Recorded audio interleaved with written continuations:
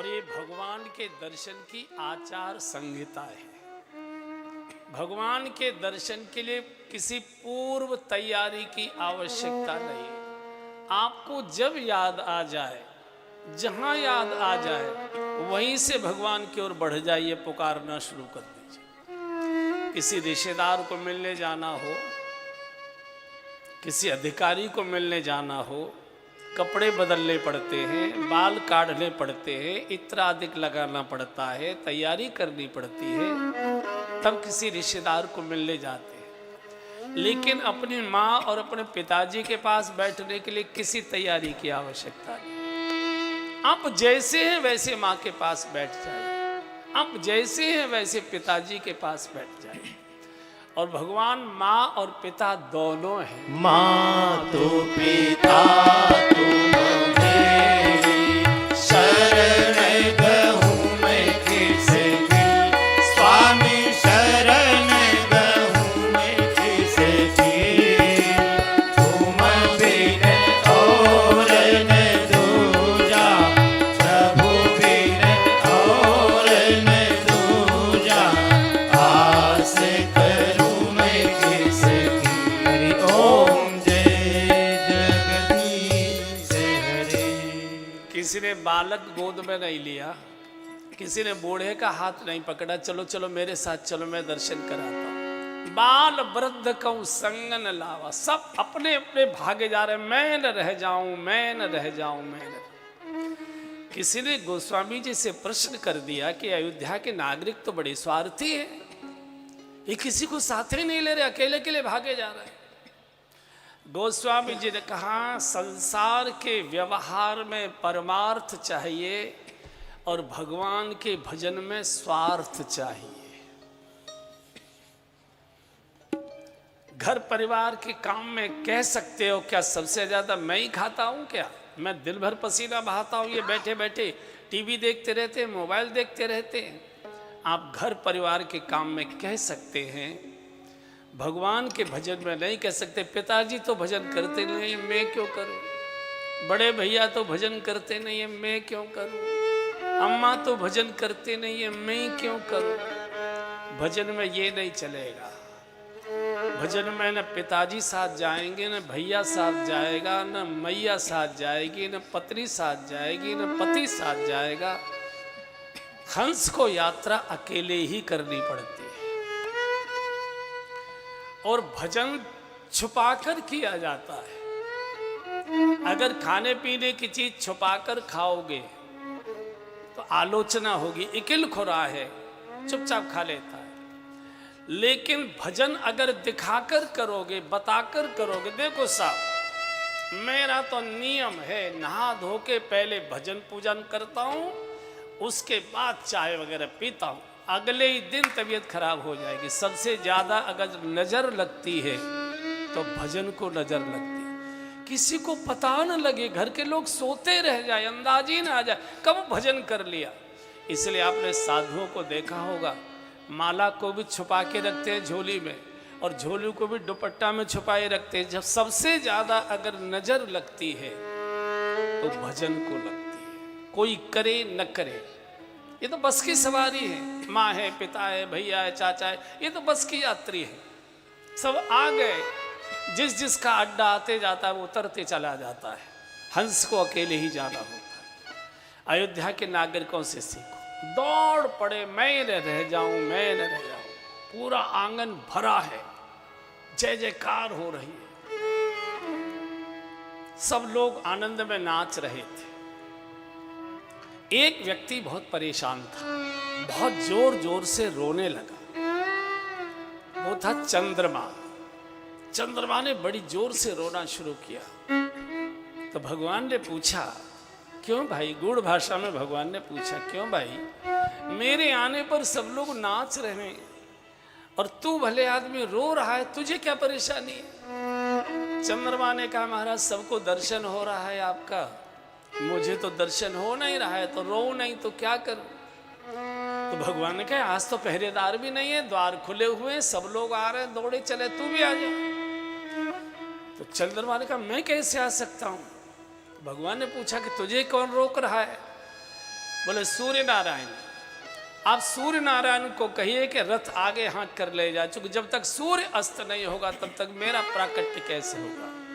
हुआ ये था, ठीक 12 बजे का समय था। सूर्य नारायण के रथ के घोड़े ठीक सिर के ऊपर, अयोध्या के ऊपर थे। तो जब देवताओं ने भगवान के प्राकट्य के समय गर्भ स्तुति गाना शुरू किया, तो सूर्य नारायण ने पूछा, ये गर्भ स्तुति क्यों कर रहे हैं, क्या भगवान प्रकट हो रहे हैं क्या? अरे बोले, तुम्हारे ही वंश में हो रहे हैं, सूर्य वंश में, अयोध्या में, और अभी होने ही वाले, अभी अभी होने वाले। सूर्य का रथ कभी एक क्षण के लिए रुकता नहीं है, एक क्षण भी कभी सूर्य का रथ नहीं रुकता।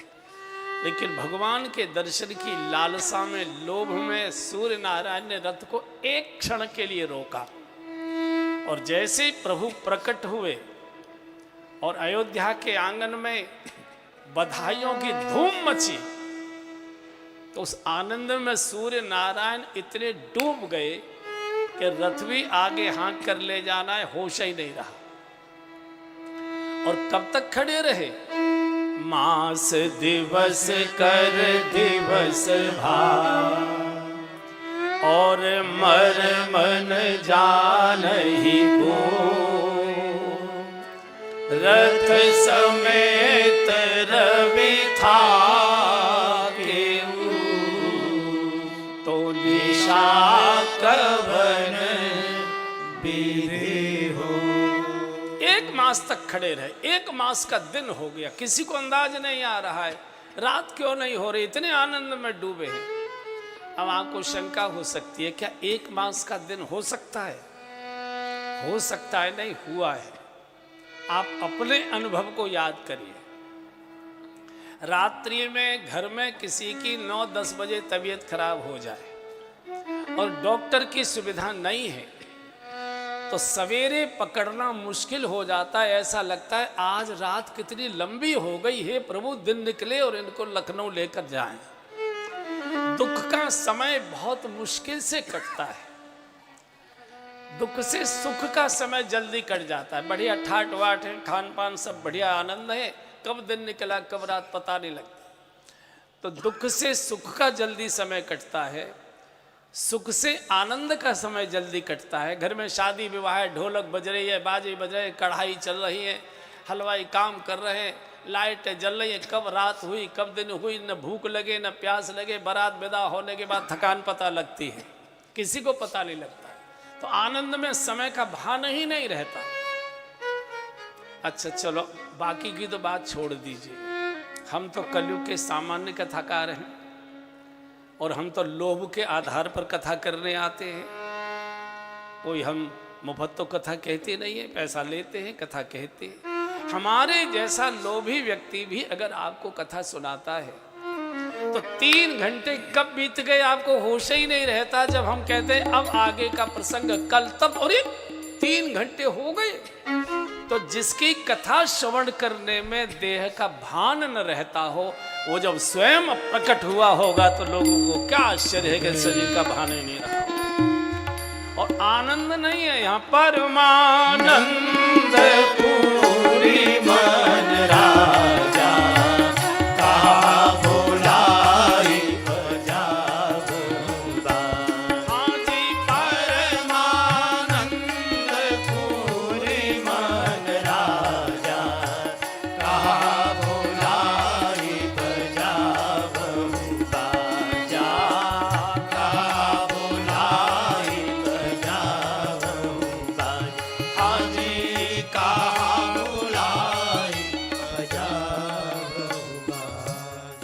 यहाँ तो परमानंद नृत्य कर रहा है, आनंद का भी बाप दादा। चंद्रमा बहुत और जोर जोर से रो लगा। भगवान ने कहा यार क्यों रोते हो? बोले महाराज मुझे दर्शन कराओ। भगवान का नहीं हो सकता, अब तुझे धैर्य रखना पड़ेगा, चूंकि मैं सूर्य के वंश में आया हूँ, उनका नैतिक अधिकार है। सूर्य नारायण कहेंगे नहीं जाते, कर लो क्या करोगे। और मैं बोल नहीं सकता, इस समय बालक के रूप में माँ की गोद में हूँ, माँ ही फेंक देगी, बालक एक भूत है, तो मैं कब तक की प्रतीक्षा करूं?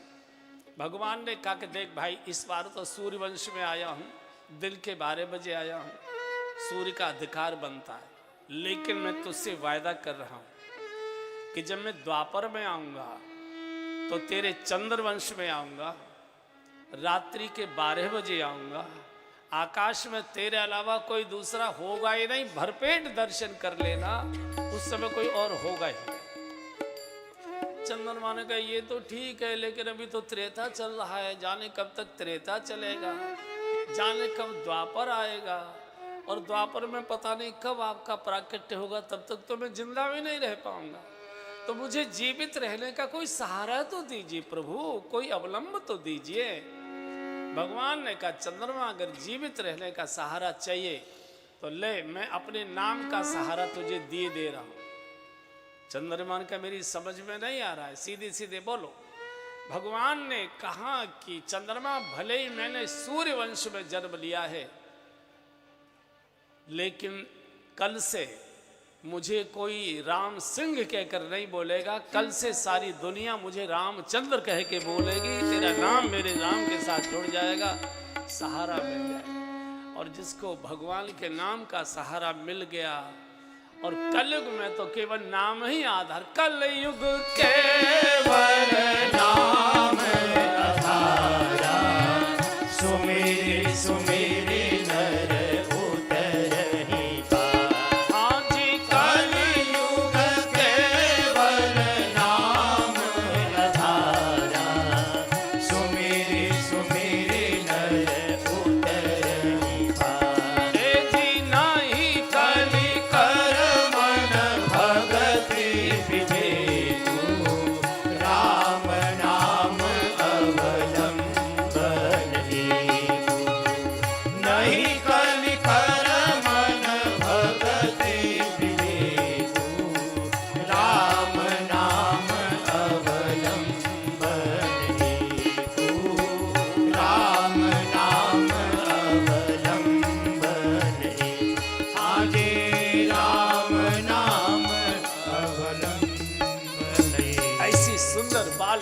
प्रभु की।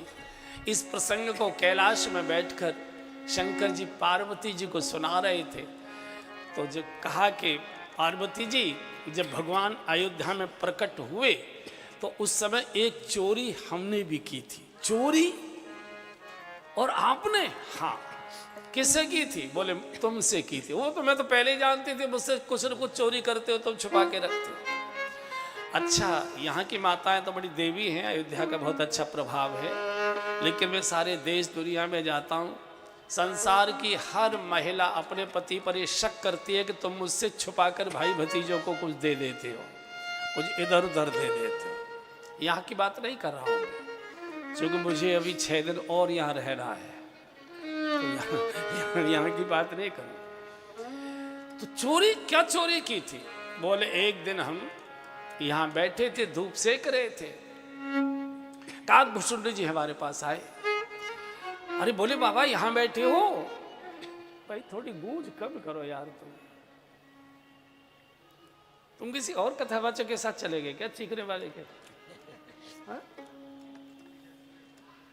ये कथाएं, ये देवी जागरण नहीं है।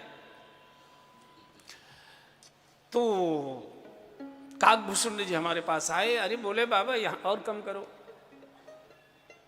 यहां बैठे हो, वहां अयोध्या में महोत्सव मनाया जा रहा है, प्रभु प्रकट हुए, सब दर्शन कर रहे हैं। तो हम काकभूषुंड जी के साथ चले गए। अच्छा, मैं क्या कर रही थी, मुझे साथ क्यों नहीं ले गए?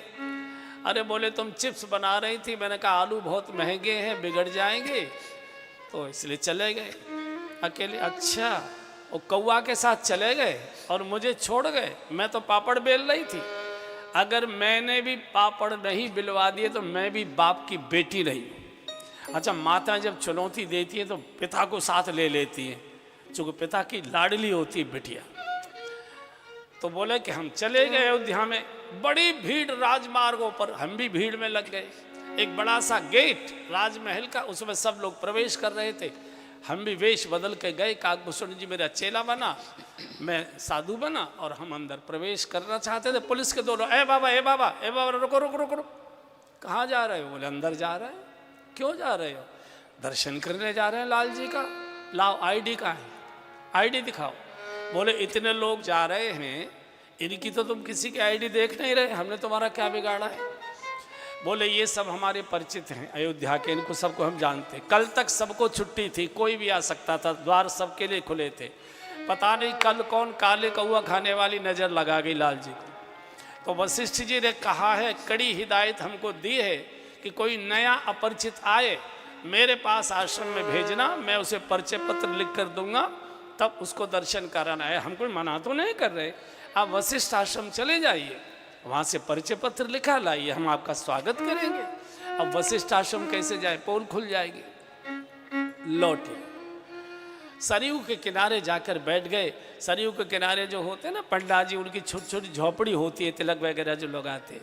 एक झोपड़ी खाली मिल गई, तखत पड़ा था, बैठ गए और रोने लगे। भगवान इतनी दूर से चलकर आए हैं और धाम नहीं, धाम में भी द्वार के बाहर से आप वापस कर दोगे, कोई आपके दर्शन की यात्रा की हिम्मत ही नहीं करेगा। तो काकभूषुंड जी ने कहा, गुरुजी मुझे मालूम है, मैं गया था लखनऊ और बाराबंकी, मैंने देखा था कि जितने नंबर 2 के ट्रक हैं वो सवेरे ही अंधेरे चुंगी से पास किए जाते हैं, चूँकि रात भर के पुलिस के लोग जगे रहते हैं, उस समय वो सो जाते हैं। तो जितने भी नंबर 2 के ट्रक हैं वो पास होते। ऐसा करो, दिन में पुलिस वाले थोड़े से सतर्क सावधान रहते हैं, तो सवेरे सवेरे चलते हैं। तो सुबह ही चले आए। अच्छा, वही पुलिस वाले बैठे बैठे ऊँग रहे थे और इन्होंने फाटक खोला और फाटक ले चू किया। एक पुलिस वाले, अरे बाबा कल वाले हो ना, कहाँ आईडी ला? अरे यार इस समय कोई नहीं है, कुछ लेना देना हो तो गांधी जी हमारे पास हैं, बोल हरे चाहिए गुलाबी चाहिए, कौन से चाहिए?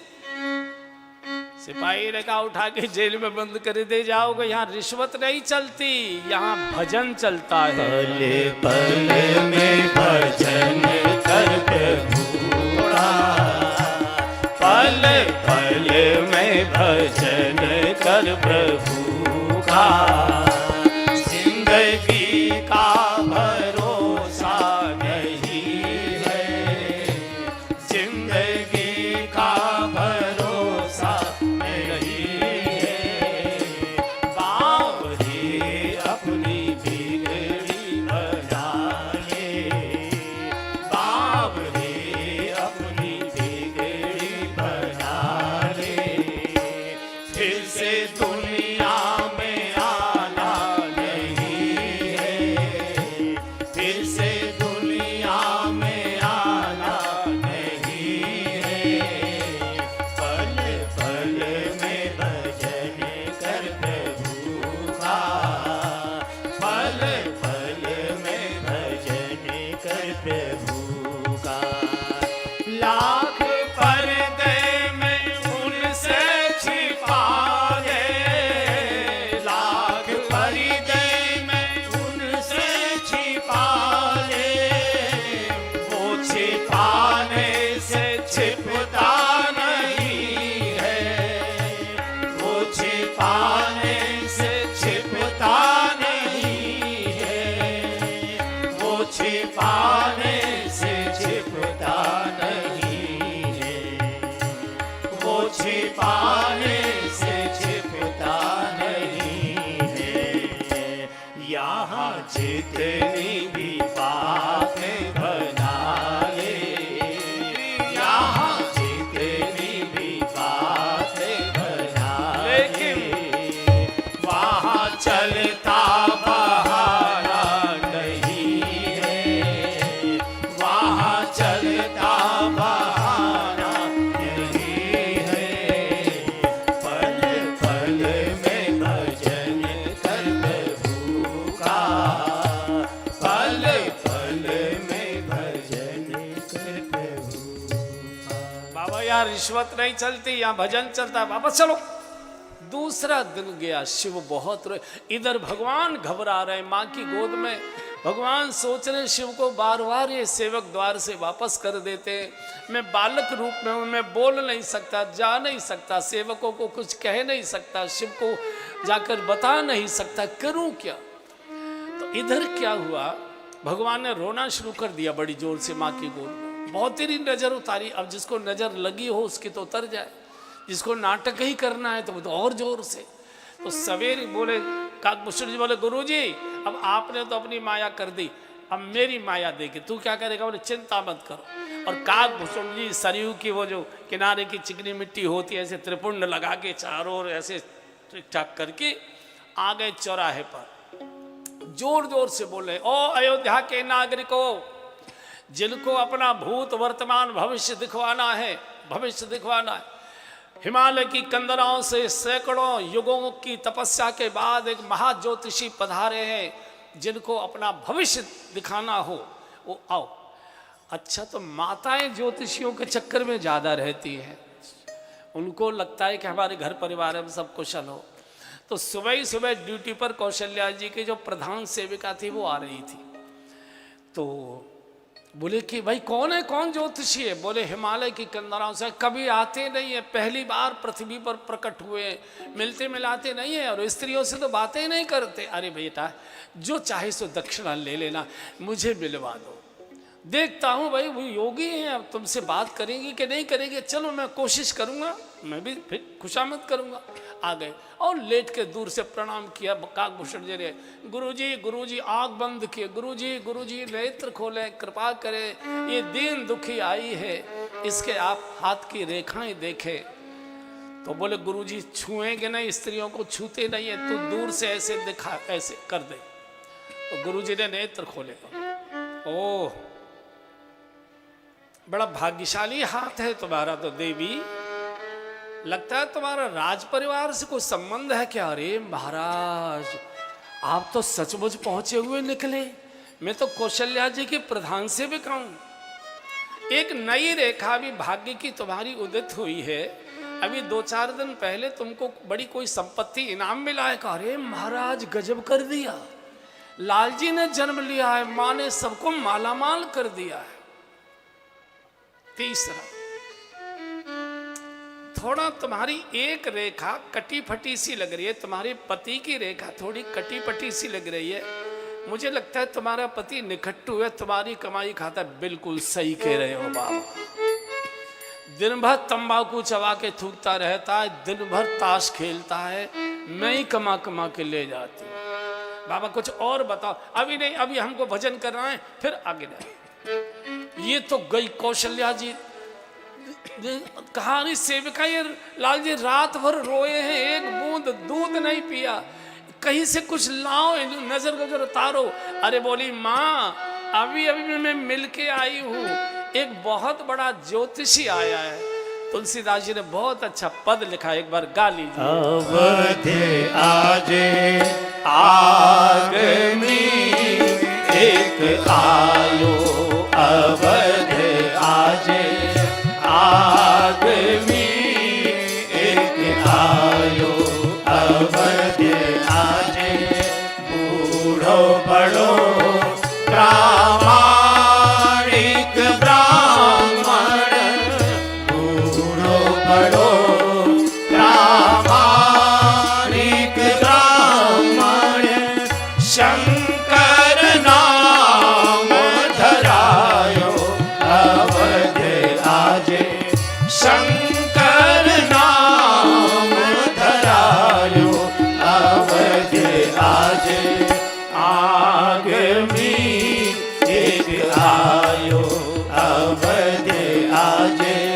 करतल निरखी कहत सब गुण गण, करतल निरखी कहत सब गुण गण, बहुतन परिचय पायो, अवध आजे बहुतन परिचय पायो, अवध आजे आगमी एक आयो, अवध आजे संग शिशु शेष सुनत कौशल्या, संग शिशु शेष सुनत कौशल्या, भीतर भवन बुलायो, अवध आजे भीतर भवन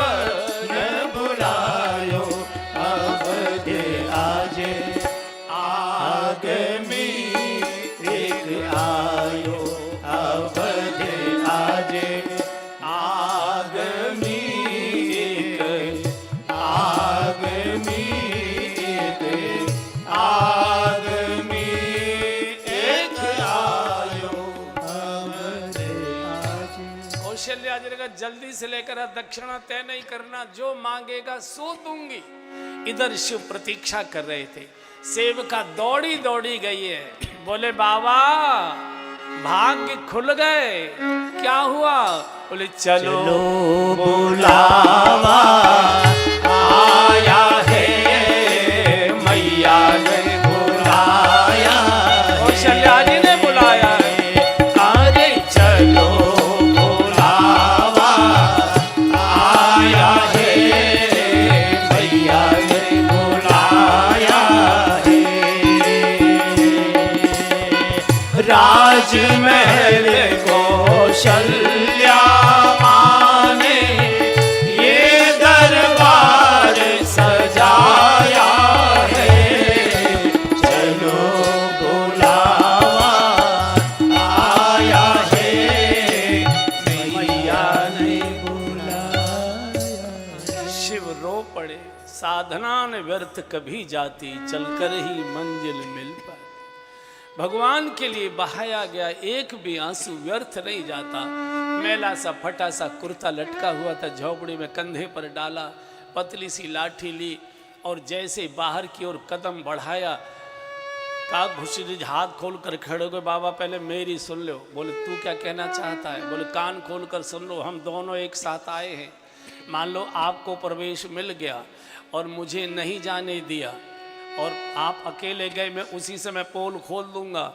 ये कोई ज्योतिषी वोतिषी नहीं है, शंकर दादा घूम रहा है वेश बदल के। बोले यार यहाँ क्यों झगड़ा करता है, चल देखते हैं क्या परिस्थिति बनती है। बोले परिस्थिति स्थिति मैं नहीं जानता, दर्शन करेंगे दोनों करेंगे, नहीं करेगा कोई नहीं करेगा। अरे चल तो से, अब तो बड़े रोम में आ रहे। अच्छा सेवका तो अंदर चलेगी सूचना देने के लिए, और जैसे ही शंकर जी ने कदम बढ़ाया वही पुलिस वाला है बाबा 3 दिन हो गए परेशान कर, कहाँ है आईडी? ओ देवी इनको आने दो। हाँ हाँ बाबा तुम जाओ, ये लड़के तू इधर खड़ा हो। और जैसे ही काकभूषण जी को पुलिस ने टोका, ये लड़के इधर खड़ा हो, काकभूषण जी पीछे से शंकर जी का कुर्ता पकड़ लिया और आंखों से इशारा कर दिया, जैसे दूसरा कदम उठाओगे इसी समय पोल खोल लूंगा। बड़ी मुश्किल, अब क्या करें? तो शंकर जी ने पुलिस वालों को कहा कि भैया इसका साथ जाना बहुत जरूरी है। बोले क्यों, ये क्या करेगा? बोले इसके बिना मैं बेकार हूँ। क्या बताएं, अयोध्या आने से पहले हम लोग बिहारी जी का दर्शन करने वृंदावन चले गए, मालूम था नहीं बूढ़ा आदमी बंदर मेरा चश्मा ले गया। अब बिना चश्मा के मुझे कुछ दिखाई नहीं देता है, तो ये बालक हाथ की रेखा देखेगा, मैं उसका फल बताऊंगा, इसके बिना तो मैं बेकार हूँ। अब अंधे को नौतोगे तो 2 खिलाने ही पड़े। चल ओहो बड़ी दिव्य लीला, भगवान रोने का क्या नाटक कर रहे हैं। और जैसे ही कौशल्या जी ने कहा एक बार लाला को गोद में तो दो, देखे तो सही कहाँ नजर लगी है, और गोद में दिया तो लीला बदल गई। भगवान ने हंसना शुरू कर दिया, शंकर जी ने रोना शुरू कर दिया। जब भगवान को तो दियम वस्तु गोविंद तुभ्यमेव समर्पित, तेरा तुझको अर्पित। बहुत सी चीजें बताई है। इसके पैरों की रेखाओं में यात्रा का योग है। ये चक्रवर्ती नरेश बनेगा, लेकिन यात्राएं से बहुत करनी पड़ेगी, बहुत करनी पड़ेगी। बहुत प्रकार की बातें बताई, बहुत सारा दान पुण्य दिया, वहां ब्राह्मणों को देकर शिव कैलाश लौट गए। इसका बदला पार्वती जी द्वापर में आकर लेती है। जब भगवान कृष्ण का अवतार हो गया तो रोज रात को इन्हें भांग वूंग पिला के और सुला के चलिया में और रास में रहे। अब ये सवेरे शंकर जी जागे, न कोई बैठी देने वाला, न कोई नहाने के लिए गर्म पानी देने वाला, बड़ी मुश्किल। तो सेवकों से पूछा ये हमारी मैडम कहाँ रहती है, दिखाई नहीं देती, बड़ी देर से आती है। बोले हमको मालूम नहीं है, कहीं जाती है रात को, सुबह आती है देर से। बोले तुम क्यों नहीं पूछताछ करते? बोले सर हमको मालूम है, घर की मैडम से बना के रखेंगे तो नौकरी सलामत रहेगी, नहीं तो वो निकलवा देगी, हमको कोई लेना देना नहीं, घर वाली आपकी है, आप जानो। तो एक दिन बैठ गए बाहर आके, रोको अंदर कहाँ जा रही हो? बोले क्यों, घर हमारा है। बोले कहाँ जाती हो? और कहीं जाते होंगे, आपको हमारे आचरण पर भरोसा नहीं है? बोले नहीं भरोसा है। जाती कहाँ हो? बोले वृंदावन जाते हैं। क्यों? बोले निधि वन में भगवान रास करते, रास दर्शन करने जाते हैं। अकेली अकेली चली जाती हो, हमको क्यों नहीं साथ ले जाती? पार्वती जी ने कहा कि उस कौआ को ले जाओ साथ में। मैं तो पापड़ बे, अरे देवी, पुरुष तो पुरुष होता है, माताएं तो बहुत कोमल हृदय की होती है। तो कहाँ कि वहां पुरुष वेश में नहीं प्रवेश है, हमको गोपी बना दो। अब गोपा का गोपी कैसे बनाए? इतनी बड़ी बड़ी जटाएं बमुश्किल तमाम तैयार कर करा के ले गई और बोले वह धम्म धम्म नहीं करना, जैसे नाचे बस दर्शन करना। ले गई निधि वन में, सब गोपी आ गई, राधा जी आ गई, देवताओं के विमान आकाश में आ गए, विद्याधर गंधर्वों के आसन लग गए। और जैसे ही भगवान श्याम सुंदर का निधि वन में प्रवेश हुआ, ताता थे ताता थे ताता थे, रास प्रारंभ। अब इनको ताल वाल का कोई ज्ञान नहीं था, धम धमाधम ऐसे करने लगे, धम धमाधम। तो ताल बिगड़ गई, सबके नाच रुक गए। तो भगवान ने कहा, श्री जी ऐसा लगता है कोई नई गोपी आ गई है, इसको ताल वगैरह का ज्ञान नहीं है, इसने ताल बिगड़वा दी। देखो दूर शंकर जी खड़े थे, दूर एकदम। बोले वो जो घूंघट में खड़ी हुई है वो लगता है आज नई सी दिखाई दे रही है, जाओ देखो। तो राधा जी ने कहा कि आप ही जाओ, आप ही पता करो। और जैसे ही कृष्ण चले, जोर से खांसी पार्वती जी घूंघट करो, और जैसे का घूंघट लंबा करो तो यहाँ जो क्लिप लगी थी चर्र से घूंघट और फट गया, यहाँ से वो फट गई जो उनकी चुनरी थी। बड़ी ऐसे खड़े भगवान खड़े हो, ऐ गोपी सामने देखो, ऐ गोपी लगता है पहली बार आई हो। बोले नहीं, जरा घूंघट उठाओ। हम कह रहे हैं जरा घूंघट उठाओ, और नीचे कर लिया। सुनती हो कि नहीं? हम कह रहे हैं घूंघट उठाओ। पार्वती जी डरी जा रही हैं, अब के डांट पड़ेगी तो तुरंत मुंह खोले ही देंगे, मेरा भी रास्ता बंद करे। तो धीरे से बोले घूंघट नहीं उठाऊंगी। क्यों, क्या बात है? बोले मेरी घरवाली ने मना कर रखा है कि घूंघट नहीं उठाना।